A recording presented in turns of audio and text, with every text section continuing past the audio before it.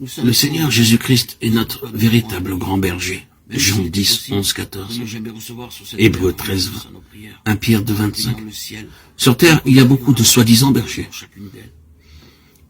Mais très peu sont dignes d'être appelés bergers. Ésaïe 56, 10, 12. Seuls les bergers donnés par Dieu ont la capacité, le pouvoir de paître le troupeau de Dieu. Dans ce monde, il y a beaucoup de faux prophètes, beaucoup de faux docteurs et beaucoup d'épreuves pour les enfants de Dieu. Mais à l'image du blaireau qui veille sur ses petits, le véritable berger doit veiller sur le troupeau de Dieu, le protégeant de toutes les bêtes sauvages, des loups ravisseurs, qui parfois viennent en vêtements de brebis pour les dépouiller. L'apôtre Paul avertit les bergers que de nombreux loups cruels se lèveront parmi les enfants de Dieu cherchant à disperser le troupeau de Dieu. Et il leur recommande de surveiller, rappelant comment nuit et jour lui-même les a servis et les a exhortés dans les larmes. Acte 20, 28, 33. Ici, nous devons remarquer trois choses. L'apôtre dit, je n'ai désiré ni l'argent, ni l'or, ni les vêtements de personne. Acte 20, 33. Hélas, combien de prédicateurs disent, nous n'avons pas de salaire, nous ne demandons pas d'argent. Ils ne peuvent pas convoiter l'or ou l'argent, mais ils convoitent les beaux habits, la nourriture délicate et tout ce qui est, en principe, agréable. Très habilement, ils suggèrent en priant, ô Seigneur, tu sais que je n'ai ni manteau, ni chemise. Seigneur, je n'ai pas d'habit. Et ils prient aussi bruyamment jusqu'à ce qu'ils puissent être entendus de partout. Ceux qui veulent être les bergers de Dieu doivent être libres de toute convoitise, que ce soit la soif de l'or, de l'argent, des joyaux, de la nourriture, ou de quoi que ce soit de cette vie. De cette façon, ils peuvent servir Dieu joyeusement, de bon cœur et en toutes circonstances. De tels bergers peuvent vraiment veiller sur vous.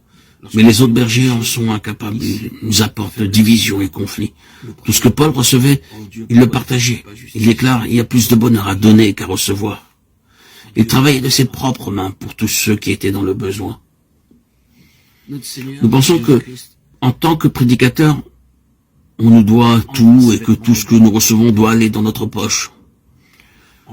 Si nous pensons ainsi, nous ne pouvons pas être de véritables bergers. Seuls ceux qui savent donner à Dieu et se dépenser pour Dieu sont de véritables bergers. Le berger doit veiller sur le malade, sur celui qui souffre, sur le besogneux, sur le pauvre. Mais où sont-ils les hommes qui seront les véritables bergers de Dieu?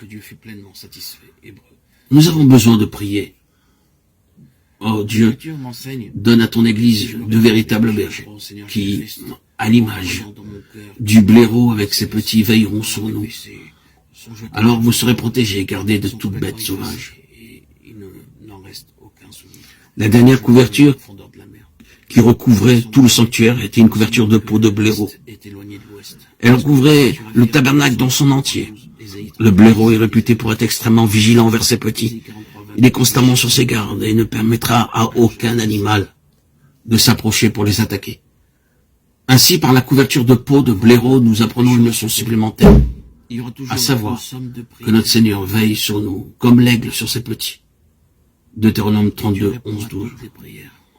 Ou comme le berger sur ses brebis. Ézéchiel 34, 11.